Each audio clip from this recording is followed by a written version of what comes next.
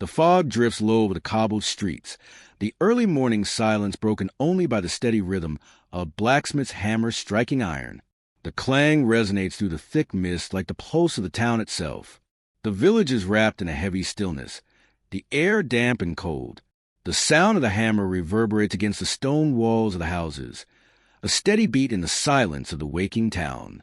It is a kind of moment that feels suspended in time, a moment that belongs to another world, a world where all things move according to an ancient rhythm. From a window of a modest stone cottage, a woman gazes out at the unfolding scene below. Her name is Agnes, though it a name that feels foreign to her lips now, something from a life that no longer holds meaning. She's been living in this town for many years, her face marked with the passage of time, though she still carries a certain grace. Her hands, though worn and rough, still move with the familiarity of a woman who spent her life caring for others, tending the hearth, sewing clothes, preparing meals, and maintaining the household. Yet today, as she watches a blacksmith work, she feels an odd emptiness stirring inside her, a feeling that has haunted her for months now, ever since her husband left for the war. There is a certain quiet reverence in the way she watches the blacksmith, his broad shoulders swinging the hammer with precision. There is strength in the repetition of the blows, strength in the creation of something that will last, something that will serve. He doesn't seem to notice her watching, and neither does the rest of the town. They are all too wrapped up in their own lives. The merchants haggling in the market, the children running through the streets with carefree laughter, the townsfolk moving from one task to the next. Life goes on whether or not she is part of it. The scent of freshly baked bread drifts up from the baker's shop next door, its warmth a comforting reminder of the small pleasures that daily life offers. Agnes inhales deeply, the aroma filling her chest with something almost like hunger, though her stomach is not empty. Her appetite has been absent for weeks now, replaced by a growing sense of longing and disquiet. Her husband, Thomas, had left for the war months ago, leaving her alone with their 2 children, and though letters came often, each one seemed colder than the last. The joy she once felt in their shared days and the work of raising a family had begun to fray at the edges, replaced by a gnawing emptiness. The door creaks open behind her, and she doesn't need to turn around to know that it is her son, Thomas Jr., standing in the doorway. His footsteps are soft, his shadow long in the dim morning light. "Mother," he says quietly, and she can hear the hesitation in his voice. There is a distance between them now, a quiet space that wasn't there before. She feels the absence of her husband more sharply in her son's presence, though she has tried to shield him from the weight of it. But he's old enough now, old enough to understand the unspoken truth of their lives. "Yes," she replies, her voice soft, almost fragile. She turns toward him, giving him a small smile, but it is a smile that feels worn, not as warm as it once was. She brushes a stray lock of hair from her face, her fingers moving automatically, a gesture that feels both foreign and familiar. "Can I go to the well?" "I want to fill the water barrels before breakfast," he says, his eyes downcast, avoiding her gaze. Agnes nods, though she can see the reluctance in his posture, the way his shoulders slump under the weight of his growing responsibilities. She knows that he wants to help, that he wants to be strong for her, but there's a weariness in him, a heaviness that has only grown since his father's departure. He is a child no more, but a boy burdened with the tasks of a man. "Be careful, Thomas," she says softly. "The streets are slick with the morning dew. Don't rush." "I won't, Mother," he replies, though there's an unspoken understanding between them that they both know the risks of the world outside their door. The town is full of dangers, both seen and unseen. The threat of war looms on the horizon, casting a shadow over the village, and the everyday struggles of life, hunger, disease, the burden of daily labor, are constant companions. As Thomas heads out, Agnes turns back to the window. She watches him disappear into the mist, the sound of his footsteps swallowed by the thick fog. The town, small and intimate, seems endless in its complexity. In every corner, in every shadow, their lives live quietly, lives that intertwine with her own without her ever truly knowing them. She feels both a part of the town and apart from it. The connection to these people, to this place, has frayed over time. She steps away from the window and begins the familiar routine of preparing breakfast. The fire crackles in the hearth, the light dancing off the walls of the small cottage. She moves about the space with ease. But there is no joy and emotions today. She prepares a simple meal. Thick porridge, a few pieces of hard bread from the baker, a small jug of milk. As she sets the table, she notices the empty chair at the head, the place where Thomas should be sitting. It has become a constant reminder of his absence, a void that nothing can fill. The sun is rising slowly, casting a pale, gray light over the town, and as she places a bowl of porridge in front of Thomas Jr., she tries to smile at him, to remind him of the warmth that should fill a home. But her smile falters just for a moment before it's back in place. It's the kind of smile that never quite reaches her eyes anymore. As they eat, the noise from the street below continues. Voices, the clatter of carts, the call of the town crier. It is a constant hum of life, of commerce, of survival. But to Agnes, it feels like a distant sound, a hum from another world. She watches her son eat, his spoon scraping against the bowl, and wonders how long it will be before he, too, is lost to the town. The thought stirs something within her, a pang of fear that perhaps she is losing him already. After breakfast, the day stretches out before them, a long list of tasks to be completed, of work to be done. But the town feels heavier now, the burden of solitude pressing down on her chest with each passing moment. As Agnes steps outside to hang the laundry on the line, she feels the weight of the world upon her. The clothes flutter in the wind, their simple linen fabric bright against the dull gray of the sky. She watches the wind twist the cloth, a silent, constant movement that mirrors the turning of the world, of time itself. And yet, in this small, quiet moment, Agnes is still. She cannot shake the feeling that she is fading, becoming nothing more than a ghost in her own life. As the day passes, the town continues in its rhythm, merchants selling their wares, children running through the streets, the town's clock tower chiming the hour. The streets are alive, but Agnes feels more distant than ever.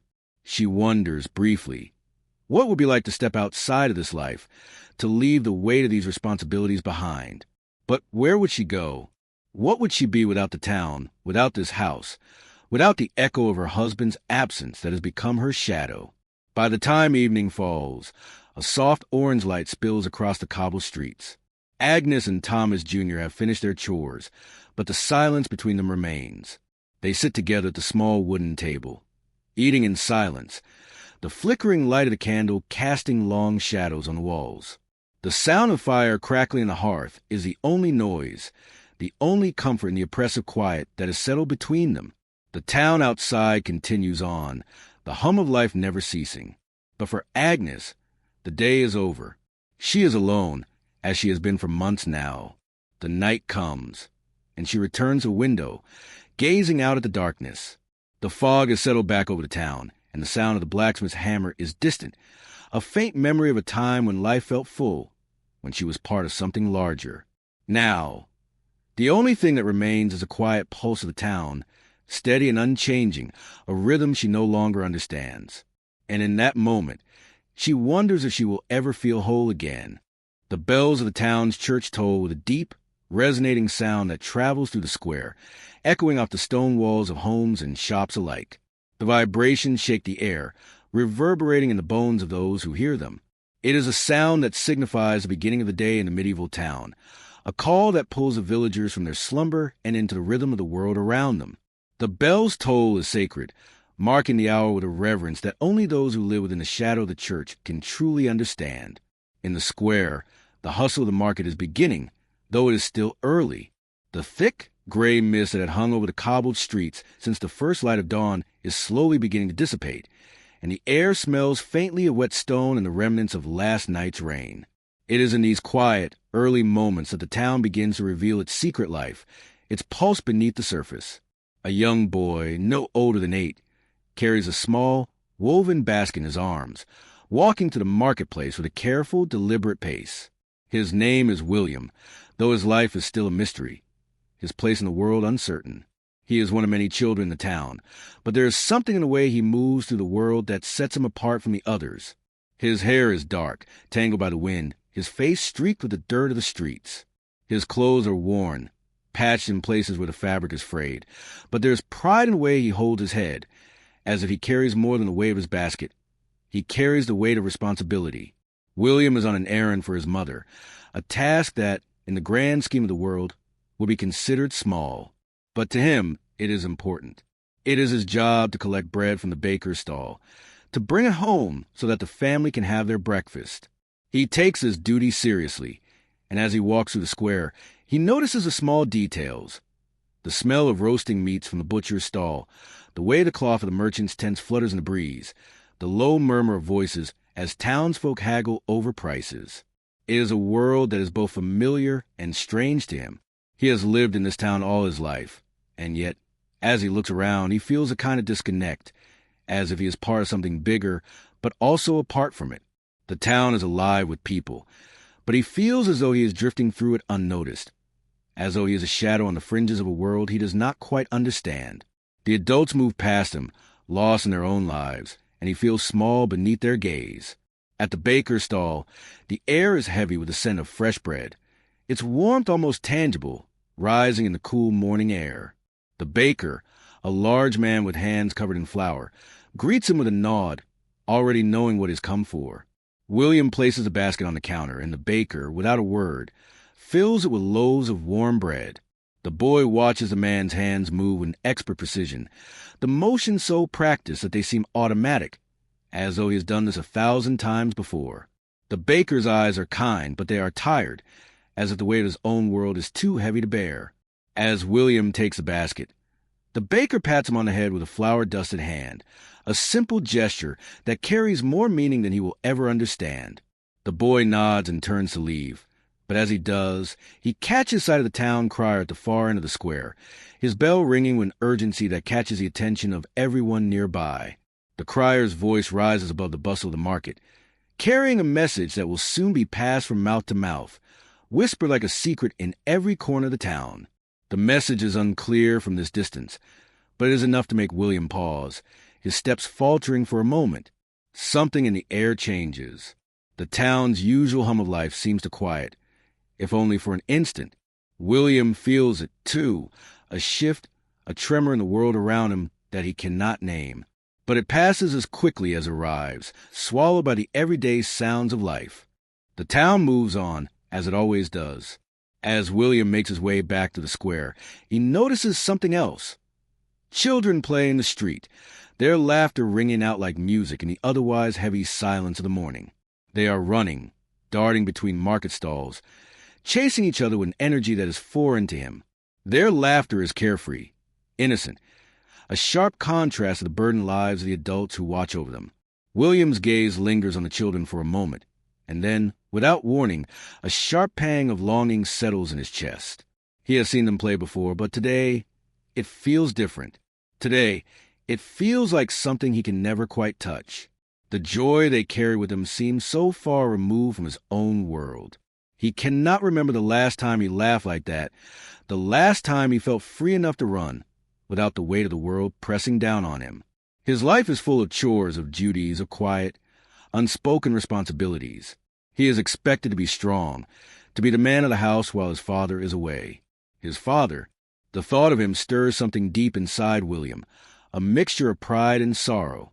His father has been away for as long as William can remember, off to fight in the wars that never seem to end. He is a soldier, a man of honor, though William knows little what that means. What he knows is that his father's absence has shaped his life in ways he does not yet fully understand. His mother is sickly, her body fragile, and though she does her best to care for him, it is clear that she is growing weaker with each passing day. William has stepped into the role of provider, of protector, though he is still only a boy. He turns his eyes back to the market, back to the life unfolding around him, but he cannot shake the feeling that he is missing something. The town, with all its noise and energy, feels distant, as though he is watching it from the outside, looking on a world he is not quite part of. The weight of his responsibilities presses down on him, and yet there is no one to share it with, no one to understand the burden he carries. As he approaches home, the smell of cooking meat wafts through the air, and the sound of the hearth crackling is a welcome comfort. The house is small, tucked away in the shadow of a larger building that seems to loom over them. His mother is at the stove, her back hunched with the effort of preparing what little food they have left. Her face is pale, drawn, but when she sees him, her eyes brighten slightly, a smile tugging at the corners of her lips. "William," she says, her voice weak but warm. "Did you get the bread?" "I did, Mother," he replies, setting the basket down on the small wooden table. "The baker gave us plenty." She nods, reaching out to take a loaf from the basket, breaking it into pieces to serve them both. They eat in silence, the weight of their words suspended between them. There is a comfort in the quiet moments, in the shared rituals of their daily lives. But there is also an unspoken tension, a heaviness that neither can name, but both can feel. William knows that his mother's health is fading, that the burden of the world is slowly becoming too much for her to bear. He can see it in the way she moves, in the way she breathes, shallow and quick. He can see it in her eyes, the way they no longer shine with the same warmth they once did. As they finish their meal, the day begins to fade. The sun sinks lower in the sky, casting long shadows across the town. The noise of the market quiets, and the rhythm of the town shifts once more, this time toward the quiet of evening. William stands up from the table, his small figure casting a long shadow in the dim light of the cottage. He looks out the small window, watching the sky turn from gold to dusky purple. Outside, the world continues, unaware, unchanged. The town lives on, its heartbeat steady, unbroken. But inside, in the quiet of their home, the weight of the world presses down on them both. William feels it, though he cannot name it. The town carries on, but for him, the day has ended with the same quiet heaviness that started it. As he prepares to go to bed, he catches one last glimpse of the square outside. The town's rhythm may be steady, but for him, it feels like the beginning of a long, silent journey. A journey he will walk alone, the weight of his father's absence and his mother's illness pressing down with every step. And the bells of the church toll once more. The morning light enters the town not all at once, but slowly, as if reluctant to disturb what sleeps. It slides down the sloped roofs of timber houses, clings to the edges of stone chimneys, and finally spills into the market square, where the day will soon begin. The air is cool and smells faintly of damp wool, old wood, and yesterday's ashes. Somewhere nearby, pigeons stir beneath the eaves, their wings brushing against one another in soft, restless sounds. In a narrow stall at the edge of the square, a woman stands alone, her fingers moving carefully over folded lengths of cloth. Her name is Marjorie. She has been here since before sunrise, long before the merchants began raising their shutters and the fishmongers laid out their catch on beds of crushed ice hauled from cellars and riverbanks. The cloth before her is wool, undyed, rough, honest. It smells faintly of lanolin and smoke, the scent of sheep and hearts woven into its fibers. She smooths it again and again, though it is already neat, her hands performing a ritual older than memory. Marjorie's stall is modest. No bright silks from the south hang here, no embroidered veils meant for noble women. Her wares are practical, wool for cloaks, linen for shifts, coarse fabric for aprons and hose. The kind of cloth that disappears into daily life, that is worn thin by labor and weather until it becomes rags, then nothing at all. Cloth for people who do not expect to be remembered. The square begins to wake. Wooden carts creak as they are pulled into place. A cooper rolls barrels into the open. Somewhere, a goat bleats impatiently. Voices rise, low at first, then overlapping, building into a familiar murmur of commerce. Marjorie lifts her head and watches it all with eyes that miss very little, though she says almost nothing. Her hands know this work. They learned it from her mother, who learned it from hers. Spinning, weaving, cutting, folding. The steady rhythm of thread passing through fingers. The quiet patience it requires.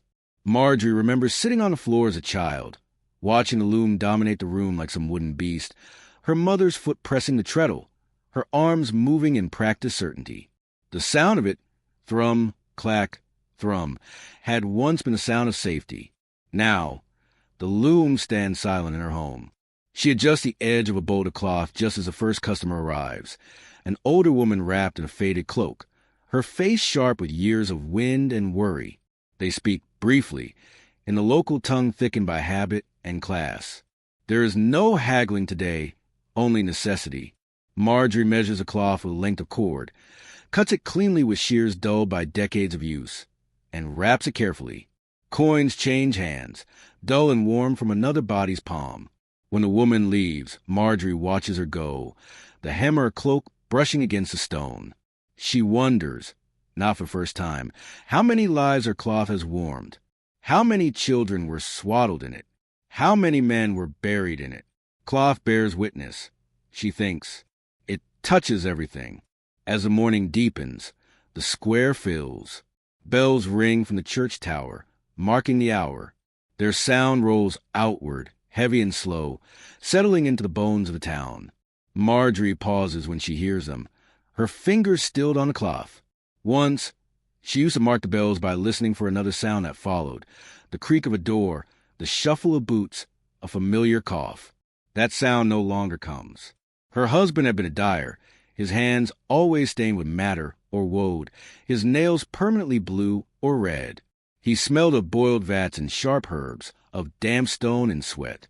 When he spoke, it was quietly, as if he were always careful not to disturb something fragile. They had worked side by side once, their trades woven together. His dyes giving color to her cloth. People used to say they made good work, honest work. Then the coughing began. At first, it was only in the mornings. Then it lingered through the day. Then came the blood. The healer spoke of bad humors, of damp air, of God's will. There were poultices, prayers, cups of bitter broth. None of it stayed the slow narrowing of his breath. When he died, it was in winter, the cold pressing in from every wall, the looms silent, the vats empty. The town had not stopped for him. It never does. Marjorie shifts her weight and continues arranging her stall. A young apprentice in the tanner's yard passes by, his apron stiff with cured hide. He nods to her, polite but distant. Others come and go. Women buying cloth for repairs, a monk selecting linen for altar cloths, a merchant glancing dismissively before moving on. Marjorie speaks when spoken to, smiles when expected, but her thoughts drift like smoke. Above her, a bird cries out, sharp, sudden. She looks up instinctively. A pair of swallows dart across the sky, weaving between rooftops with effortless grace. They move without hesitation, without burden, their wings cutting through the air as if the world were made open for them. Marjorie watches until they disappear beyond the square, her chest tightening with something she does not name. Freedom, perhaps, or simply movement. She remembers once wanting to leave this town. Long ago, before marriage, before responsibility hardened into routine. She had heard stories of cities where cloth shimmered like water, where streets were wide and filled with voices speaking strange languages. She had imagined herself there, her hands working finer threads, her life opening outward. Instead, it folded inward. By midday, the sun stands high, and the square smells of heat and bodies and food. A pot of stew simmers at a nearby stall, heavy with onions and barley. Somewhere meat sizzles. Marjorie eats little, just a piece of bread she brought from home, dry and familiar. She chews slowly, watching the people pass. Children dart between legs, their laughter bright but brief. A group of men argue loudly near the well, their voices sharp as knives, then disperse as quickly as they formed. Life moves like water around her. In the afternoon, clouds gather. The light softens, turning the stone pale and the wood dark. Marjorie pulls her shawl tighter around her shoulders as a breeze moves through the square, lifting loose straw and scraps of cloth. She thinks of her home, the small room, the cold hearth, the loom standing unused. She thinks of evenings spent alone, the silence stretching until it presses against her ears. When business slows, she closes her stall early. There is no reason to stay. She wraps the remaining cloth carefully, ties it with twine, and lifts the bundle with practiced ease. As she walks home, the sounds of the town follow her. The ringing of anvils, the distant chant from the church, the low murmur of voices behind walls. Her street is narrow and shaded. Water runs in a shallow gutter down its center, carrying away refuse. She steps carefully, lifting her skirts just enough to avoid the worst of it. Neighbors pass her without stopping. They know her, but they do not linger. Widowhood has made her invisible in a way that feels almost deliberate. Inside her home, the air is cool and still. Dust motes drift in the dim light. Marjorie sets down her bundle and sits for a moment without moving. The silence here is different from the silence of the square. It is heavier. It listens back. She lights a candle and brings it to the loom. Her fingers rest on the wood, tracing familiar grooves worn by years of use. She does not sit. She does not begin. She only touches it, as if reassuring herself that it is still real. Outside, evening begins to fall. The birds settle. The town exhales. Marjorie stands by the window and watches the last light fade from the sky, turning it the color of ash and bruised fruit. Somewhere, bells ring again, slower now, calling people inward. She remains where she is. The town will wake again tomorrow. The square will fill. Cloth will be bought and worn and forgotten.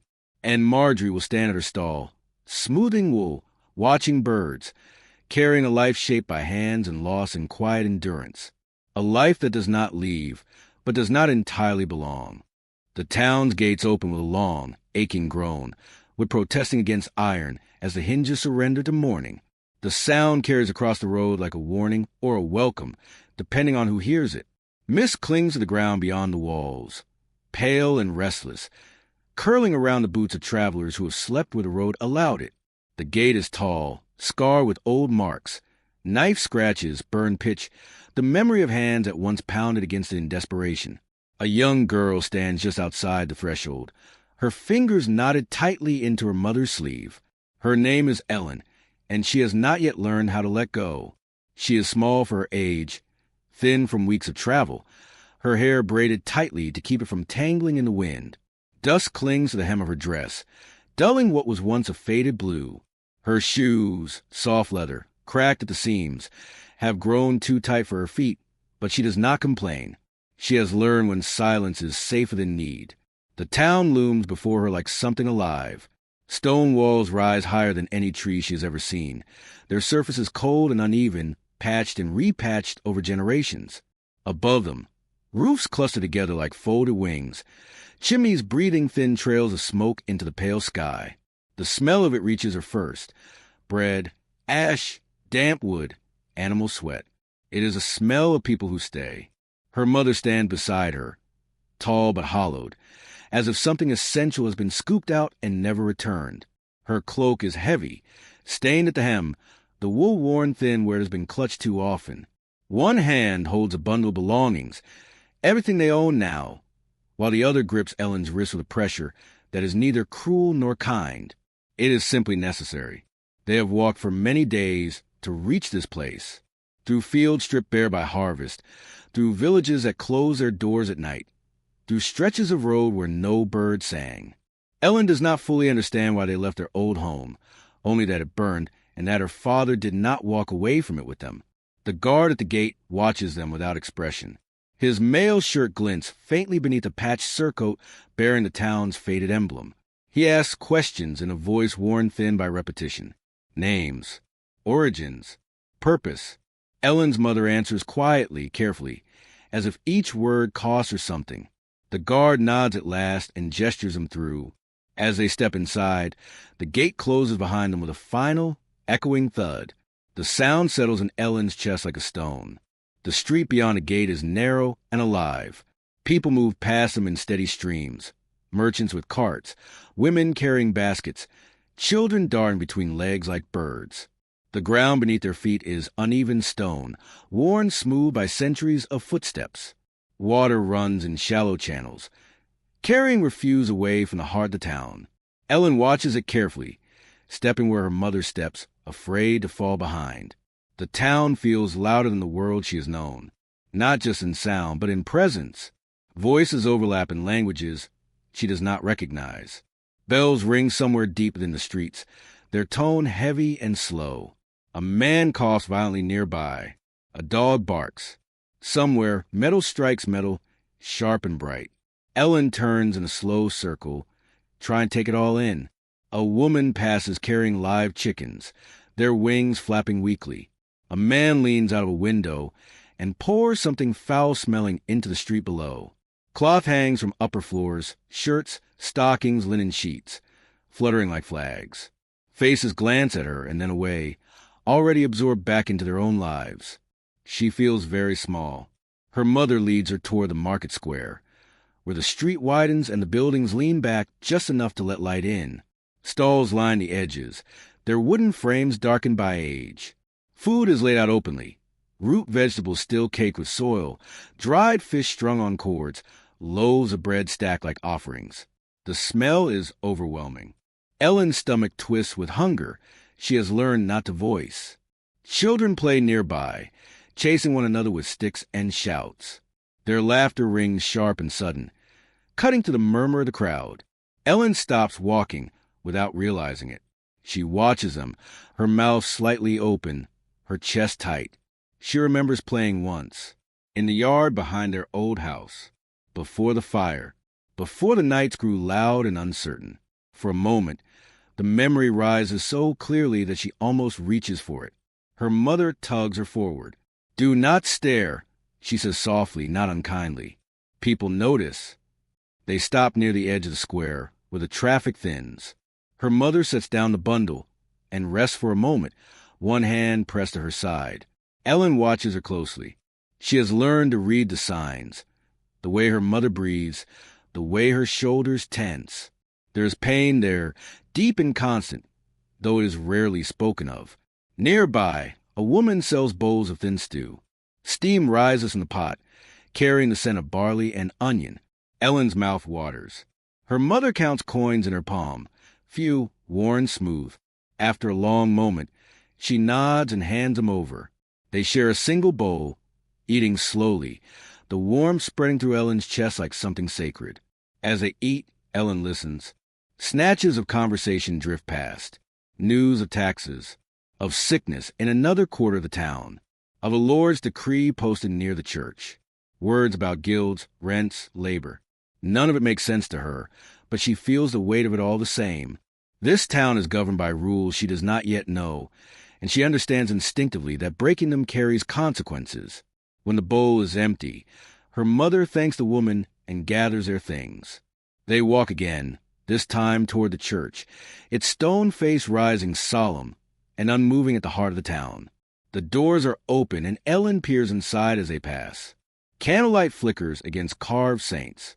The air smells of wax and old stone. She feels something settle over her there, a quiet, heavy calm. Her mother pauses at the threshold, bows her head briefly, and whispers something Ellen cannot hear. A prayer, perhaps, or a promise. By afternoon, they find a place to stay, a narrow room above a cooper's workshop.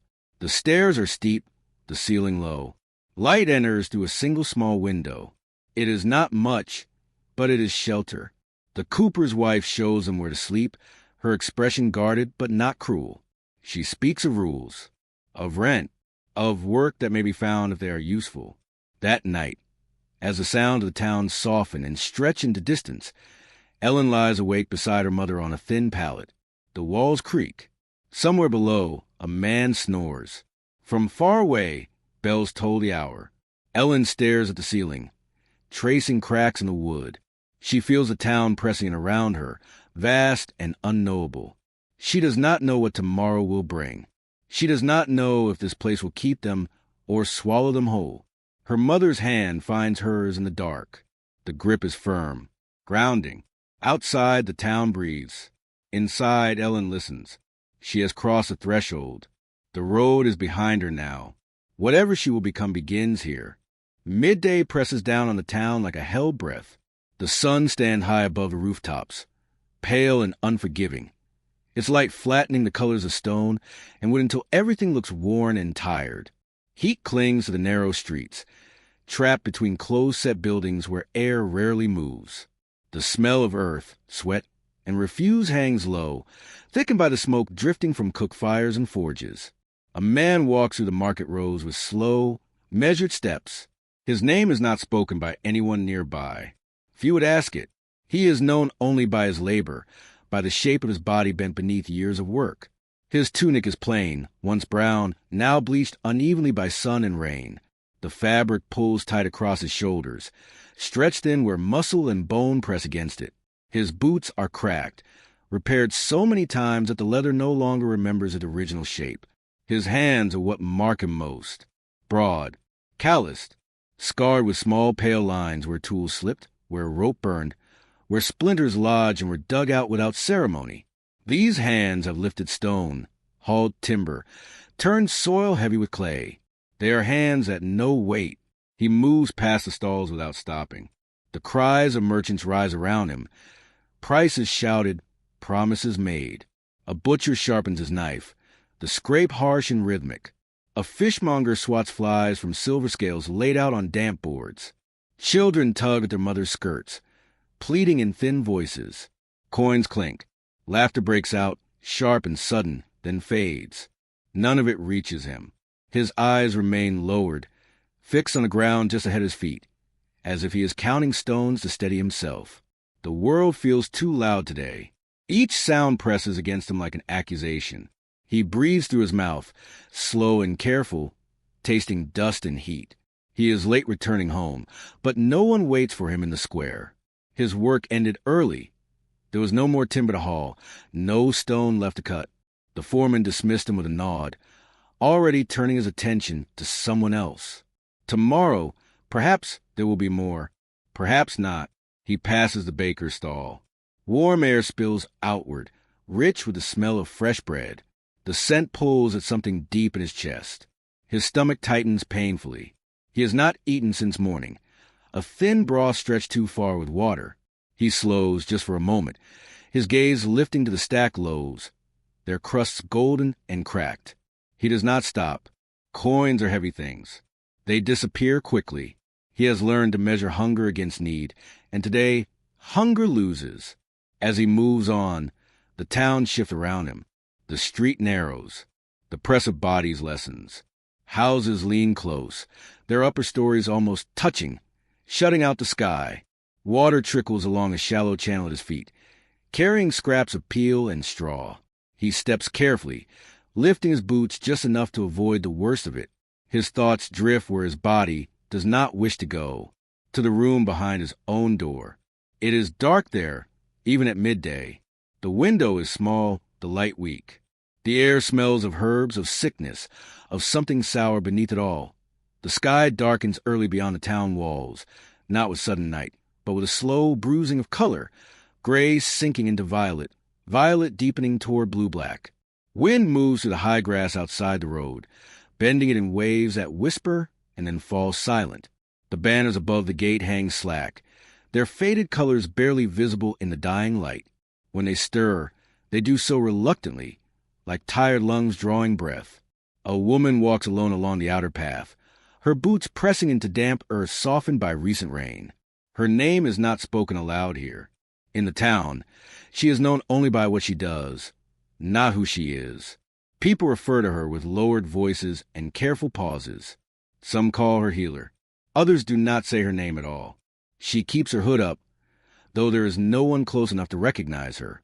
Habit has taught her caution. The basket hooked over her arm is heavy with the day's gathering. Bundles of dried yarrow and comfrey, twisted roots wrapped in linen, small clay jars sealed with wax. The faint scent of crushed leaves and soil follows her as she walks, sharp and green against the cold evening air. Behind her, the town settles into itself. She hears it even from here, the distant clatter of shutters being closed, the muffled call to guard changing watch, the low hum of voices fading indoors. Smoke rises from chimneys in thin threads, carrying the smell of peat and wood. Bells toll from the church tower, marking the hour with slow finality. Each strike echoes outward, touching the fields, the road, the edge of the forest. She does not turn back. Her path curves along the boundary where order loosens. The stone walls end. The road narrows. The land begins to breathe differently. Trees gather ahead, their trunks dark and close, roots breaking the surface of the earth like exposed bones. The forest has always stood there, older than the town, older than memory. It does not welcome her, but it does not reject her either. This space between is where she belongs. She was born in the town, though few remember it. As a child, she learned early how to move quietly, how to listen more than speak. Her mother had been much the same, hands stained with herbs, voice low, eyes always watching. It was from her that the woman learned which plants ease fever, which soothe pain, which could end a life if used without care. Knowledge like that does not sit easily with others. The town tolerates her because it needs her. When children burn with heat that prayers cannot cool, when wounds fester, when childbirth turns dangerous, someone is sent for her. Coins are pressed into her palm afterward, sometimes with gratitude, sometimes with fear. She is invited in and then gently pushed away again. She has learned not to expect more. The wind picks up as she nears the tree line. Branches sway overhead, creaking softly, their leaves whispering secrets she does not try to understand. She pauses and adjusts the basket on her arm, feeling the familiar ache in her shoulder. The ache is comforting. It reminds her that she is still here, still useful. She steps beneath the first trees. The forest changes the air immediately. It is cooler, thicker, carrying the scent of damp bark and fallen leaves. The sounds of the town fade, replaced by the subtle language of the woods. The rustle of something small moving through undergrowth, the distant call of an owl, the soft crack of a branch settling. She follows a narrow path only she seems to know. It is not marked, not cleared, but her feet remember it. They have walked it many times before, often under moonlight, often alone. The trees close in, and the last of the sky disappears above her. Here, she allows herself to breathe more deeply.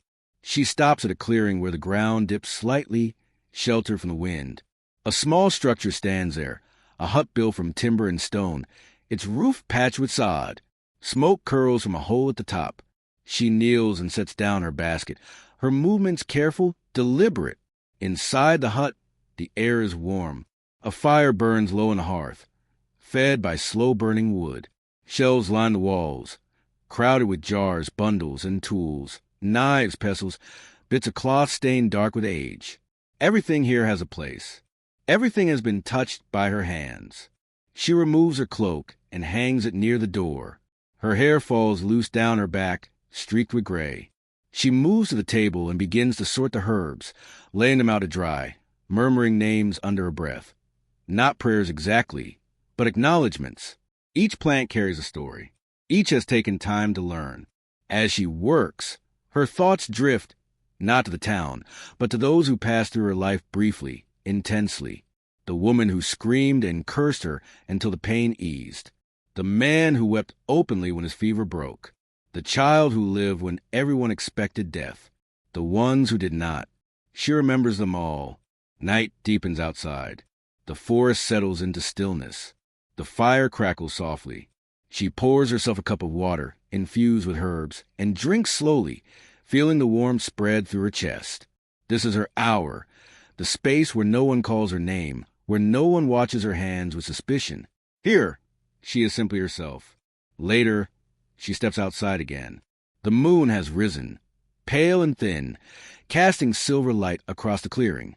She tilts her head back and studies it, reading its shape and brightness as she was taught. Tomorrow will be colder. Rain may come. The plants will feel it before the people do. From the edge of the forest, the town is barely visible now. A cluster of dim lights, a suggestion of walls. It looks small from here. Fragile, dependent. She knows that by morning someone may come knocking. A sickness, a wound, a birth gone wrong. She will return when called, step back to the gate, lower her eyes, offer her hands. But for now, she stands alone beneath the trees, breathing in the ancient silence. The town will continue, without her tonight. It always does. And she will continue, as she always has, walking the thin line between fear and need, carrying knowledge older than stone, rooted not in walls or bells, but in earth, breath, and patience. This, too, is daily life in the medieval town. Unseen, essential, enduring. His wife lies there, unmoving for long hours, her breast shallow, her skin too warm or too cold by turns. When she coughs, it sounds as if something inside her is tearing. The healer came once. He shook his head, spoke of humors and imbalance. left instructions that required things the man could not afford. Fresh eggs, honey, time. Time is the cruelest thing of all. He reaches a street at last. It is quieter here, the noise of the market dulled by distance and walls. He pauses at his door, resting his hand against the wood. He feels the vibration of life beyond it, her breathing, faint and uneven. He closes his eyes briefly, gathering himself. Inside, the room is dim. Light filters through the small window in dusty beams. His wife lies on their pallet, her hair damp against her forehead. Her eyes flutter open when she hears him enter. She tries to smile. It costs her. "You're back," she whispers. He nods, sets down the small bundle he carries.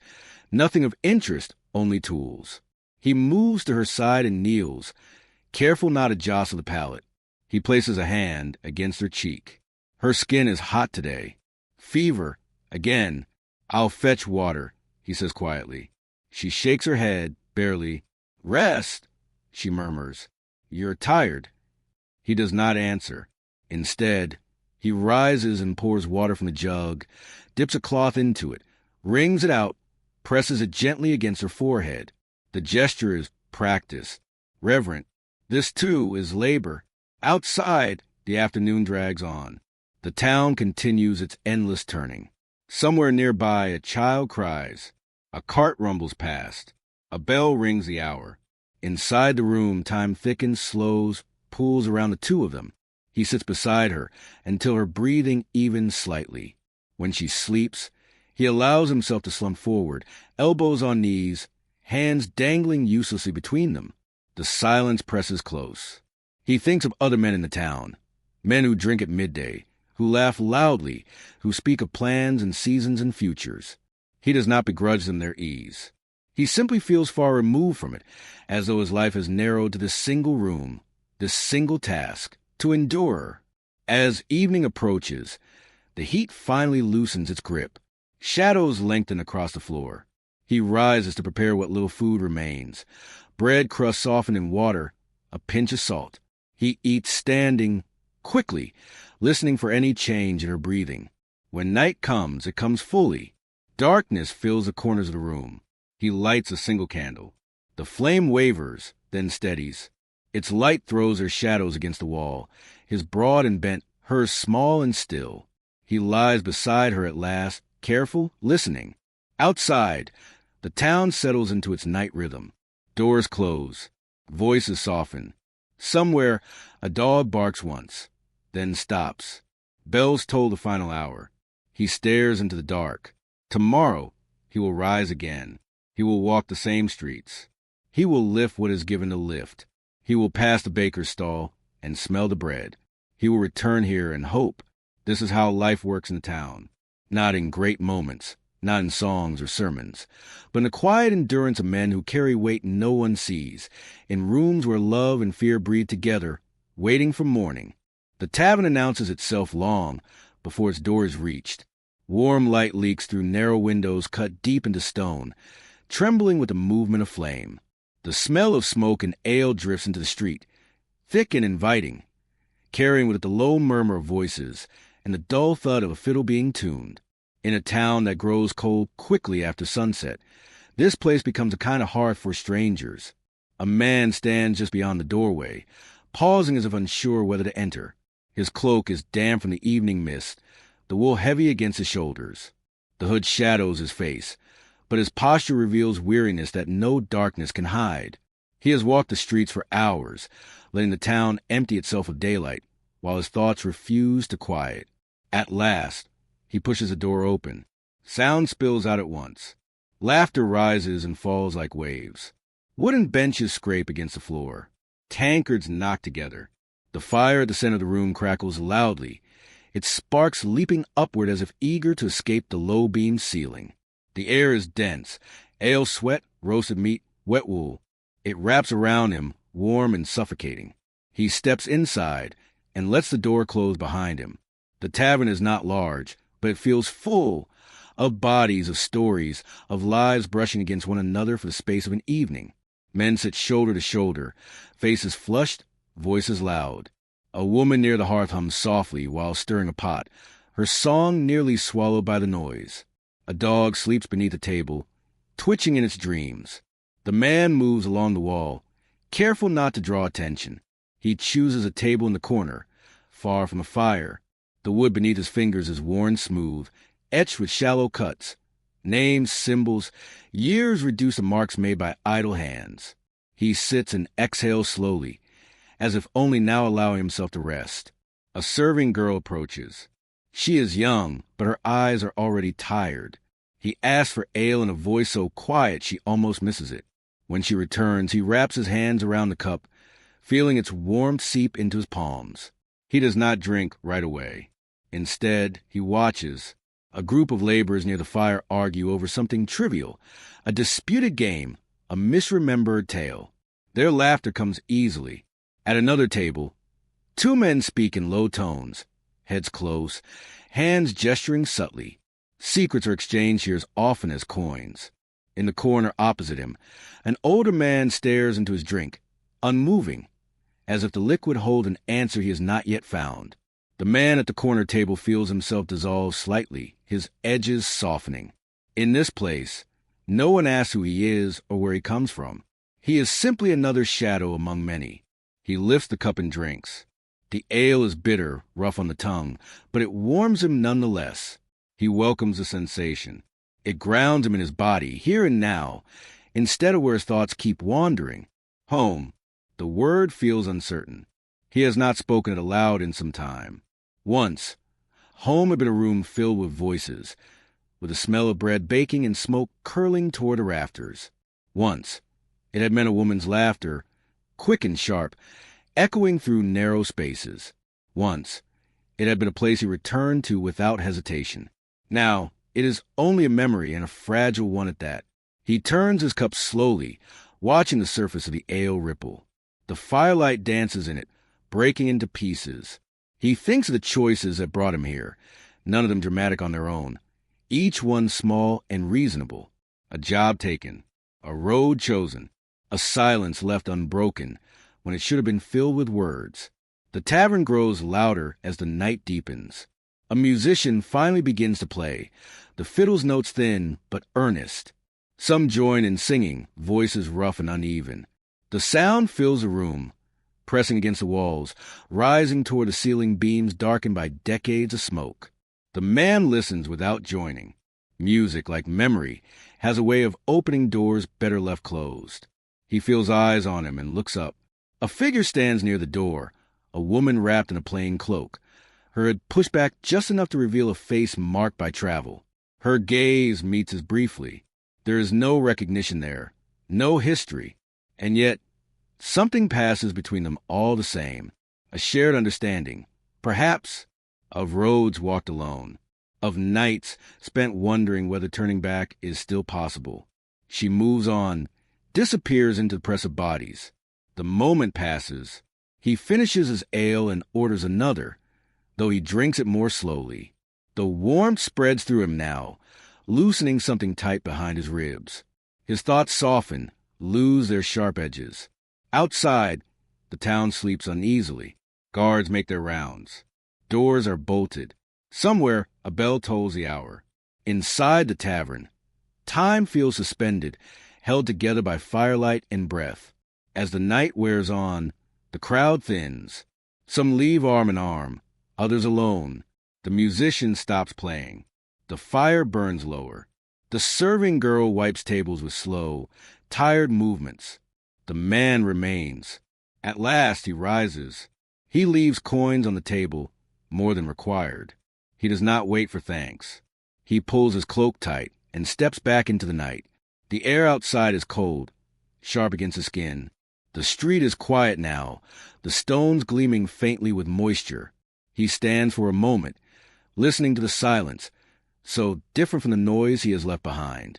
Then he walks, down empty streets, past shuttered windows, beneath the looming shapes of buildings that seem to watch him pass. The town feels different at night, less forgiving, more honest, without the distractions of daylight. Everything feels closer to the bone. He reaches a crossroads and stops. One path leads toward the outer gates, toward the road beyond the walls. Another leads deeper into the town, toward rooms and obligations and memories he has avoided. He stands there for a long moment. The wind stirs, carrying the faint echo of laughter from the tavern behind him. It fades quickly. He turns, choosing a direction. The town accepts his decision without comment. Stones do not judge. Walls do not ask why. And somewhere, beneath the weight of centuries, the quiet lives of countless others continue, unnoticed, unresolved, enduring. The sky darkens early beyond the town walls, not with sudden night, but with a slow bruising of color, gray sinking into violet, violet deepening toward blue-black. Wind moves to the high grass outside the road, bending in waves that whisper and then fall silent. The banners above the gate hang slack, their faded colors barely visible in the dying light. When they stir, they do so reluctantly, like tired lungs drawing breath. A woman walks alone along the outer path, her boots pressing into damp earth softened by recent rain. Her name is not spoken aloud here. In the town, she is known only by what she does, not who she is. People refer to her with lowered voices and careful pauses. Some call her healer. Others do not say her name at all. She keeps her hood up, though there is no one close enough to recognize her. Habit has taught her caution. The basket hooked over her arm is heavy with the day's gathering. Bundles of dried yarrow and comfrey, twisted roots wrapped in linen, small clay jars sealed with wax. The faint scent of crushed leaves and soil follows her as she walks, sharp and green against the cold evening air. Behind her, the town settles into itself. She hears it even from here, the distant clatter of shutters being closed, the muffled call of a guard changing watch, the low hum of voices fading indoors. Smoke rises from chimneys in thin threads, carrying the smell of peat and wood.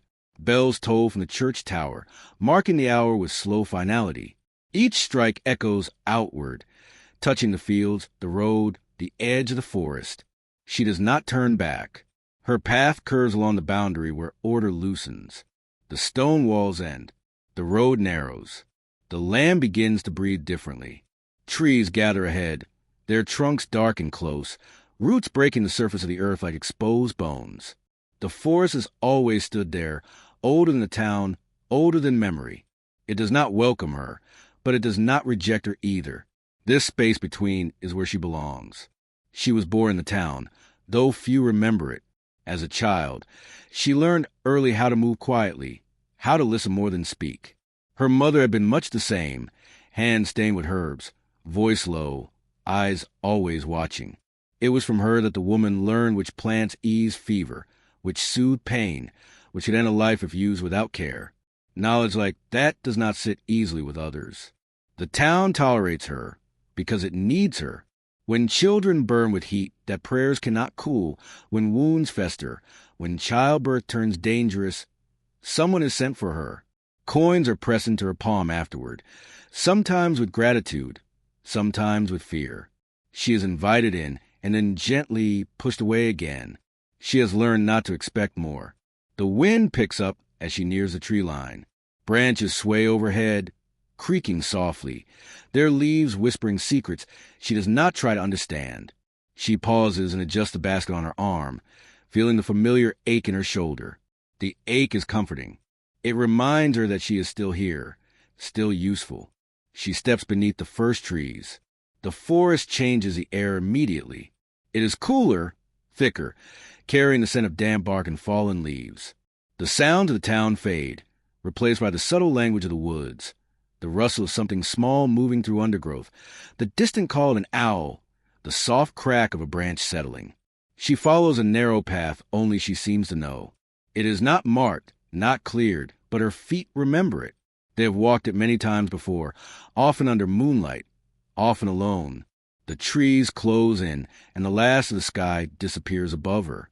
Here, she allows herself to breathe more deeply. She stops at a clearing where the ground dips slightly, sheltered from the wind. A small structure stands there, a hut built from timber and stone, its roof patched with sod. Smoke curls from a hole at the top. She kneels and sets down her basket, her movements careful, deliberate. Inside the hut, the air is warm. A fire burns low on the hearth, fed by slow-burning wood. Shelves line the walls, crowded with jars, bundles, and tools. Knives, pestles, bits of cloth stained dark with age. Everything here has a place. Everything has been touched by her hands. She removes her cloak and hangs it near the door. Her hair falls loose down her back, streaked with gray. She moves to the table and begins to sort the herbs, laying them out to dry, murmuring names under her breath. Not prayers exactly, but acknowledgments. Each plant carries a story. Each has taken time to learn. As she works, her thoughts drift, not to the town, but to those who passed through her life briefly, intensely. The woman who screamed and cursed her until the pain eased. The man who wept openly when his fever broke.